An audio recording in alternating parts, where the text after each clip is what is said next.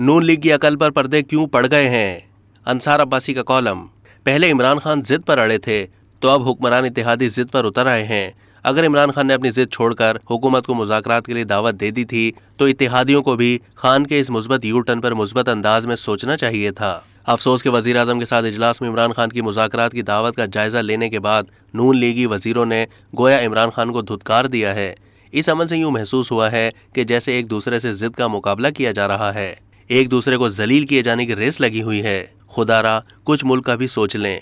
पहले इमरान खान कहते रहे कि पाकिस्तान के दुश्मनों से बात कर लूंगा, लेकिन इन चोरों डाकुओं से बात नहीं करूंगा। अब अगर इमरान खान अपनी बात जो गलत थी उससे पीछे हटे हैं, तो हुक्मरानों और नून लीगियों को संजीदगी दिखानी चाहिए थी, मुल्क का सोचना चाहिए था। अगर इमरान खान ने अपनी हुकूमत के दौरान ओपोजिशन से लड़ते लड़ते और चोर डाकू की गिरदान करते करते वक्त ज़ाया किया, मुल्क को सियासी और माशी इस्तेहकाम मुहैया करने का सुनहरी मौका खो दिया, तो मौजूदा हुकूमत भी उसी रविश पर क्यों चल रही है? बातचीत के जरिए सियासी और माशी इस्तेहकाम का हुसूल ओपोजिशन से ज़्यादा हुकूमतों की ख्वाहिश होती है।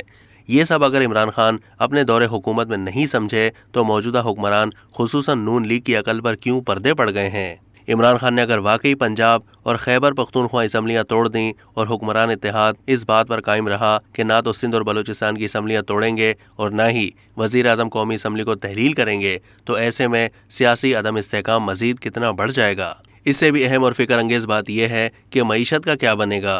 पाकिस्तान के माशी हालात पहले ही बहुत गंभीर हैं। सियासी अदम इस्तेहकाम में इजाफे का मतलब मईशत की मज़ीद तबाही है, जो दरअसल पाकिस्तान और अवाम दोनों के लिए बहुत बुरी खबर है।